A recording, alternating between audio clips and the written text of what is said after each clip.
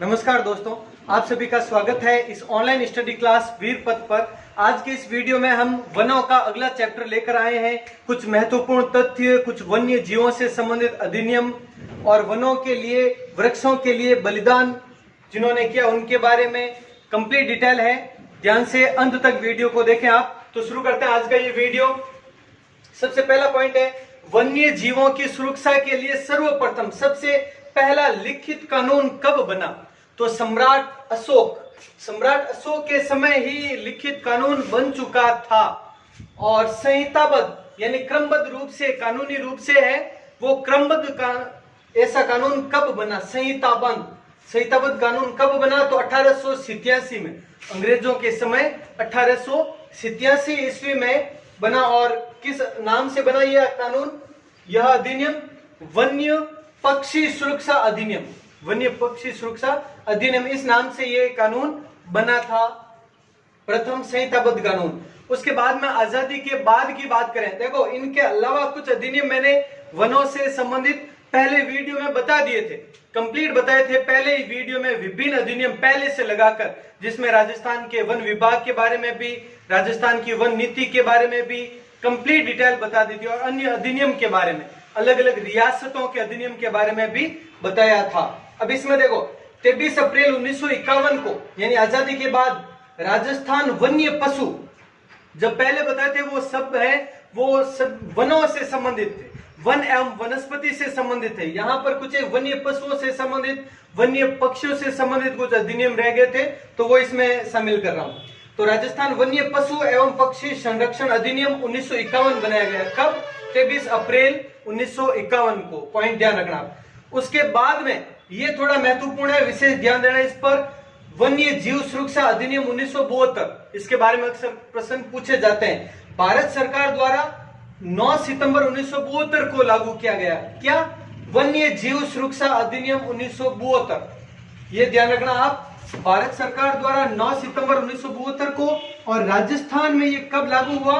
राजस्थान में यह 1 सितंबर 1973 को लागू हुआ, एक वर्ष बाद में हुआ। अब इसी के तहत वर्तमान में जो ये वन्य जीवों की हत्या वगैरह, शिकार वगैरह है, जो प्रतिबंध है, पूर्ण प्रतिबंध इसी के अनुसार लगा।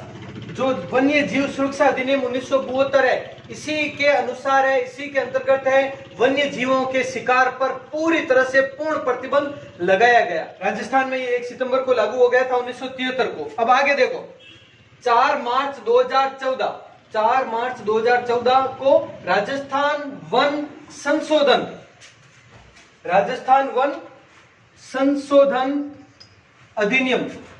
अधिनियम लागू हुआ। राजस्थान वन संशोधन अधिनियम 2014 कब लागू हुआ? 4 मार्च 2014 को।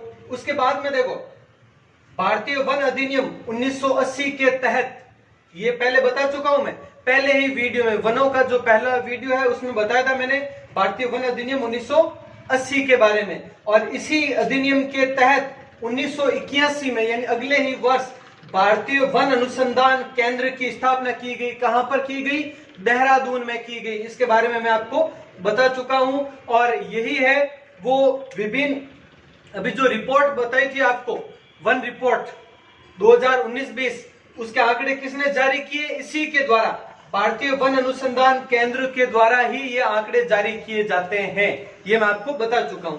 अब देखो कुछ और महत्वपूर्ण है, वृक्ष हेतु बलिदान।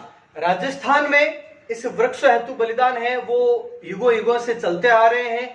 तो उसी में से कुछ महत्वपूर्ण के बारे में आपको बता रहा हूं। सबसे पहला वृक्ष हेतु सबसे पहला बलिदान है वो 1604 में हुआ। रामासनी गांव, जोधपुर जिले का रामासनी गांव, जहां पर खेजड़ी की रक्षा हेतु कर्मा और गोरा नामक 2 महिलाओं ने अपना बलिदान दिया था 1604 ईस्वी में। राजस्थान में खेजड़ी हेतु प्रथम बलिदान कर्मा व गोरा नामक 2 महिलाओं ने, और ये रामासनी गांव की है, जोधपुर में। अब उसके बाद का बलिदान 1700 ईस्वी में पोलावास गांव कहां पर है? मेड़ता में, जो कि नागौर जिले में, नागौर जिले के मेड़ता तहसील के पोलावास गांव में वुंचोजी जाट नामक व्यक्ति ने, किसान ने वृक्षों हेतु अपना बलिदान दिया। तो 1700 ईस्वी में। ये दोनों घटनाएं हैं वो ज्यादा फेमस नहीं हुई। सबसे ज्यादा वृक्षों के बलिदान हेतु जो फेमस हुई है वो ये खेजड़ली वाली घटना, उसके बारे में भी ध्यान से समझेंगे आप। देखें 28 अगस्त, अगर डेट देखें तो 28 अगस्त 1730 ईस्वी, 1730 ईस्वी को, और संवत के हिसाब से देखें तो 1787। देखो एग्जाम अगर आ जाए ईस्वी ऑप्शन में ईस्वी सन आए सब तो 1730 और विक्रम संवत है तो 57 प्लस कर देना, ईस्वी सन के प्लस 57 करते ही ये 1787। और इसमें भी अगर पूछ ले ये पोलावास वाली घटना कब, तो 1757 विक्रम संवत। ये विक्रम संवत कितने हो गए 1757, इसमें 1661 विक्रम संवत, मतलब सब में 57 प्लस कर देते हैं तो विक्रम संवत हो जाता है। तो ये देखो भाद्रपद शुक्ल दशमी के दिन हुआ था ये कांड। अब है क्या वो देखें, खेजड़ली गांव जोधपुर में, खेजड़ली गांव जोधपुर में अमृता देवी बिश्नोई के नेतृत्व में 363 लोगों ने अपने प्राणों की आहुति दी खेजड़ी वृक्ष को बचाने हेतु। और ये घटना बहुत प्रसिद्ध है, सब किताबों में भी है, आप सबने पढ़ रखा है। 363 लोगों ने खेजड़ी वृक्ष को बचाने हेतु अमृता देवी के नेतृत्व में वो खेजड़ी के वृक्षों से चिपक गए थे और उनको काट दिया था वृक्षों के साथ ही। तो ये बलिदान है वो अमर हो चुका है। और इसी खेजड़ली नामक स्थान पर प्रतिवर्ष भाद्रपद शुक्ल दशमी, भाद्रपद शुक्ल दशमी के दिन विश्व का एकमात्र वृक्ष मेला भरता है, भाद्रपद शुक्ल दशमी। और इसी दिन तेजा दशमी भी है, ध्यान रखना, भाद्रपद शुक्ल दशमी के दिन ही तेजा दशमी भी है और इसी दिन ये खेजड़ली दिवस भी है, ध्यान रखना, दोनों एक ही दिन आते हैं इसमें। तो इसमें देखो आप ये मेला आयोजित होता ही है, उसके अलावा इस खेजड़ी से संबंधित एक पॉइंट देखना आप, ये सर्वप्रथम सबसे पहले कब ये हुआ वो देखें आप, ये 1978 को सबसे पहले लागू हुआ। अब 1978 को भाद्रपद शुक्ल दशमी के दिन होता है, तो उस दिन डेट क्या थी तो ध्यान रखें आप 12 सितंबर 1978 को सबसे पहले सर्वप्रथम खेजड़ली दिवस मनाया गया, खेजड़ली दिवस मनाया गया। तो ध्यान रखना यहां पर 12 सितंबर 1978 को, यानी 1978 में ये भाद्रपद शुक्ल दशमी के दिन, क्योंकि ये तिथि है डेट के हिसाब से ऊपर नीचे आती रहती है, तो 1730 में तो ये भाद्रपद शुक्ल दशमी किस डेट को थी 28 अगस्त को, और 1978 में किस डेट को थी 12 सितंबर को। तो सबसे पहले 12 सितंबर को खेजड़ली दिवस मनाया गया। तो विश्नोई पंथ में वृक्षों हेतु अपने प्राणों की आहुति देना क्या कहलाता है, ये क्वेश्चन अक्सर पूछा जाता है। तो ध्यान रखना उसे कहते हैं खड़ाना, यहीं पे लिख देता हूं खड़ाना। जैसे राजपूत पंथ में शाखा होता है, क्षत्रिय में शाखा होता है जिसमें अपने प्राणों की आहुति दी जाती है, उसी प्रकार से खड़ाना क्या कहलाता है विश्नोई पंथ में जब वृक्षों हेतु अपना बलिदान दिया जाता है तो उस चीज को खड़ाना कहते हैं। तो वृक्षों हेतु बलिदान, वृक्षों हेतु बलिदान की प्रथा। अब और इसमें महत्वपूर्ण क्या है, खेजड़ी वृक्ष की बात हो रही है तो इसके बारे में पॉइंट और बता दूं आपको एक, कि खेजड़ी वृक्ष है, खेजड़ी वृक्ष को,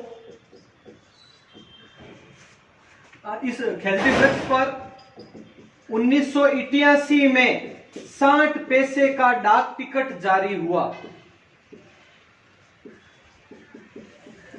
डाक टिकट जारी हुआ कब 1988 में खेजड़ी वृक्ष पर 60 पैसे का डाक टिकट जारी हुआ। और एक पॉइंट और देखें आप, खेजड़ी वृक्ष को बचाने हेतु 1991 में ऑपरेशन खेजड़ा, ऑपरेशन खेजड़ा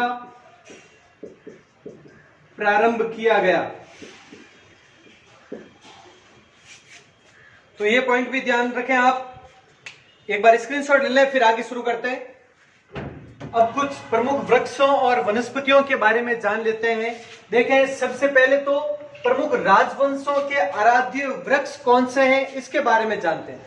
आराध्य देवी, आराध्य देवता वगैरह वो तो पूछे ही जाते हैं, और इसके अलावा आराध्य वृक्ष के बारे में भी कभी पूछ भी ले तो देखें आप, चौहान वंश, चौहान वंश का आराध्य वृक्ष है वो है पीपल।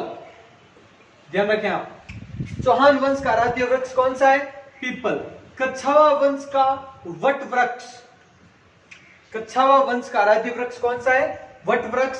राठौड़ वंश का नीम, ध्यान रखें, राठौड़ वंश का नीम है। तोमर वंश खेजड़ी। यादव वंश है वो कदम। हाड़ा वंश है वो अशोका या आसापाल, अशोका या आसापाल का वृक्ष है। और प्रतिहार के लिए सिरस वृक्ष है वो प्रतिहार वंश का आराध्य वृक्ष है। सिसोदिया के लिए भी खेजड़ी ही है, खेजड़ी वृक्ष है। और परमार वंश के लिए कदम्ब भी है और पीपल भी है। ये कुछ आराध्य वृक्ष हो गए इनके। इसके बाद में देखो, ये तो पॉइंट्स हो गए। प्रमुख प्रकार की जो घासें हैं इनके बारे में देखें आप, डाक, पलास या खाकरा, एक ही बात है, चाहे डाक वृक्ष कहें, पलास वृक्ष कहें या खाकरा वृक्ष कहें, एक ही बात है। इसको जंगल की ज्वाला भी कहते हैं, ध्यान रखना, जंगल की ज्वाला, फ्लेम्स ऑफ द फॉरेस्ट। अब देखो क्यों, इसका कारण क्या है? क्योंकि इसके पत्तों का रंग है वो सुनहरा लाल रंग का होता है, जैसे कि आग लगी हुई हो, आग के रंग का इनका कलर होता है पत्तों का, जिस कारण से इसको जंगल की ज्वाला कहते हैं। और इसका वैज्ञानिक या वानस्पतिक नाम, देखो कुछ प्रमुख का वानस्पतिक नाम या वैज्ञानिक नाम भी हमें याद रखना चाहिए, प्रमुख है उनके बारे में। तो डाक वृक्ष है, इसका भी याद रखना चाहिए। तो इसके लिए है ब्यूटियो मोनोस्पेमा, ब्यूटियो मोनोस्पेमा इसका वैज्ञानिक नाम है। और ये राजसमंद व आसपास के क्षेत्रों में ज्यादा है। एक जिला पूछे तो राजसमंद और आसपास के जिले ले सकते हैं। तो ये डाक वृक्ष के बारे में हो गया। बांस आदिवासियों का हरा सोना। ये बांस वो वाला बांस नहीं है, लंबे वाला, वो बाण हो गया बोलिए, तो ये बांस नहीं है, ये बांस है वो एक प्रकार की घास है, ध्यान रखना, ये बांस एक प्रकार की घास का नाम है। तो आदिवासियों का हरा सोना कहते हैं इसे। ये बांसवाड़ा, उदयपुर और सिरोही का आबू क्षेत्र और कोटा, इन क्षेत्रों में पाई जाती है ये इस प्रकार की घास, बांस। अब है महुआ। महुआ क्या है वो देखो, सबसे पहले तो इसे आदिवासियों का कल्प वृक्ष कहते हैं। आदिवासियों का हरा सोना बांस और आदिवासियों का कल्प वृक्ष है वो महुआ, ध्यान रखना, कल्प वृक्ष महुआ। उदयपुर, डूंगरपुर और सिरोही क्षेत्रों में महुआ अधिकतर पाया जाता है ये वृक्ष। और इसके फलों से, ये भी ध्यान रखना, इसके फलों से मावड़ी नामक शराब बनाई जाती है। महुआ के फलों से मावड़ी नामक शराब तैयार की जाती है। पॉइंट ध्यान रखें आप, ये ध्यान रखना। और इसमें कंफ्यूज नहीं होना, कल्प वृक्ष है वो महुआ है, हरा सोना है वो बांस है। और हरा सोना इसमें ऑप्शन में बांस नहीं हो। और आजकल वैसे कुछ एक दो जगह पर न्यूज में भी कई बार आता है, तेंदू के पत्तों को भी हरा सोना कहते हैं, तेंदू के पत्तों को भी। और चाय के पत्ते हैं उनको भी हरा सोना कहते हैं, ध्यान रखना, चाय के पत्तों को वो हरा सोना कहा जाता है। तो वहां ऑप्शन पर डिपेंड करता है। अब इसके बाद में है खैर वृक्ष। खैर वृक्ष क्या है वो देखो, इसके तने की छाल से कथोड़ी जाति के लोग, ध्यान रखना, आदिवासी जनजाति है कथोड़ी, तो कथोड़ी जाति के लोग हांडी प्रणाली द्वारा, प्रणाली भी ध्यान रखना, हांडी प्रणाली द्वारा कत्था तैयार करते हैं, इसीलिए इस जाति को कथोड़ी कहते हैं, कत्था तैयार करते हैं इसलिए। तो खैर वृक्ष से ही इसकी छाल से तैयार करते हैं कत्था। और ये कहां पर है? उदयपुर, चित्तौड़गढ़, झालावाड़, बूंदी, जयपुर आदि क्षेत्रों में खैर वृक्ष पाया जाता है मुख्यतः। बाकी कुछ कम मात्रा में तो सभी जिलों में है ही है थोड़ा थोड़ा, लेकिन अधिकतर यहां पर है। आवल, आवल जाबुई की छाल भी कहते हैं इसको। आवल वृक्ष है उसको जाबुई की छाल भी कहते हैं। ये एक तरह से एक झाड़ी है, आवल है एक छोटी सी झाड़ी होती है। तो इसकी छाल का प्रयोग किया जाता है चमड़ा साफ करने के लिए। चमड़ा साफ करने के लिए आवल झाड़ी की छाल का प्रयोग किया जाता है। और ये पाली, सिरोही, उदयपुर, बांसवाड़ा और जोधपुर के क्षेत्रों में मुख्यतः पाई जाती है। ये आवल हो गए। खस, खस एक प्रकार की घास है, ध्यान रखना। ये खस भी एक प्रकार की घास है जिसका प्रयोग शरबत बनाने में, और इत्र, इत्र मतलब अंतर मतलब सेंट, इत्र बनाने में उपयोगी है ये घास।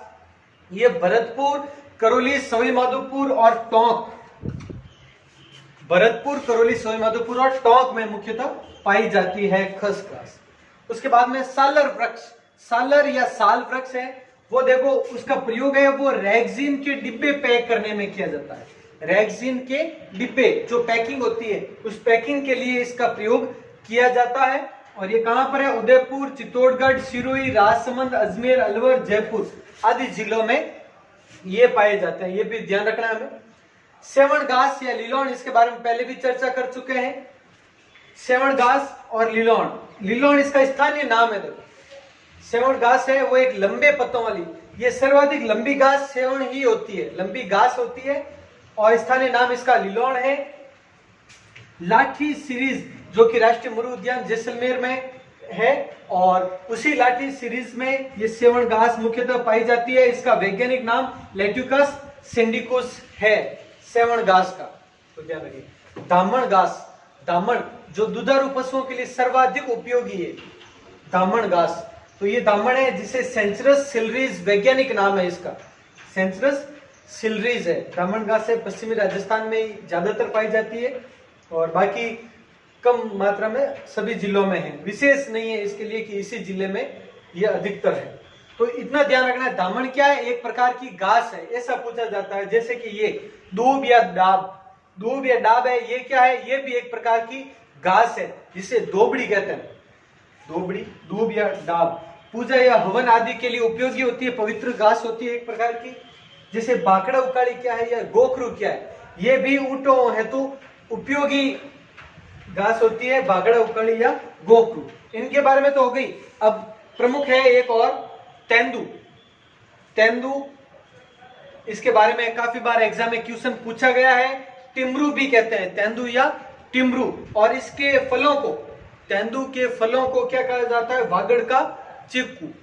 इसके फलों को वागड़ का चीकू कहा जाता है क्योंकि इसके फल है चीकू के आकार के और अलग अलग रंगों के। कुछ है फल लाल है, नारंगी कलर के है, ऐसे मीठे फल होते हैं जिन्हें वागड़ का चीकू कहते हैं। वागड़ का क्यों? क्योंकि ये वागड़ क्षेत्र में ही तेंदू है वो सर्वाधिक है। अब देखो बीड़ी बनाने हेतु उपयोगी इसके पत्तों से, ध्यान रखो तेंदू के पत्ते हैं उससे बीड़ी बनाने का कार्य किया जाता है। ये सबको पता है और कितनी बार आते, कॉमन क्वेश्चन है। 1974 में, ये ध्यान रखना, 1974 में तेंदू का राष्ट्रीयकरण किया गया। तेंदू का राष्ट्रीयकरण कब किया गया? 1974 में। और इसका वैज्ञानिक नाम हमें ध्यान रखना है, इसका वैज्ञानिक नाम है डिसोपायरस मेलोनोक्सालोन, क्सालोन इसका वैज्ञानिक नाम है, ध्यान रखना। और ये टोंक, उदयपुर, चित्तौड़गढ़, झालावाड़, बांसवाड़ा, बारा, डूंगरपुर भी इसी में शामिल है आदि जिलों में, यानी दक्षिणी जिले और कुछ एक दक्षिणी पूर्वी जिले, बारा जैसे है, झालावाड़ है, इन क्षेत्रों में ये पाई जाती है। तो ये हो गया तेंदू के बारे में। और एक स्क्रीनशॉट ले लो आप पहले इनका।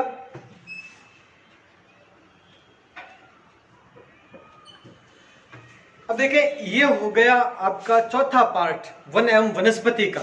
इसके बाद में नेक्स्ट पार्ट एक वीडियो और आएगा वन वनस्पति का, जिसमें वनों से संबंधित प्रमुख योजनाएं और कुछ पॉइंट अलग है तो वो सब शामिल कर देंगे। पांचवा पार्ट आएगा जिसके बाद में आपका वन वनस्पति कंप्लीट हो जाएगा। उसके बाद में जो राष्ट्रीय उद्यान है वो एक वीडियो में हो जाएगा।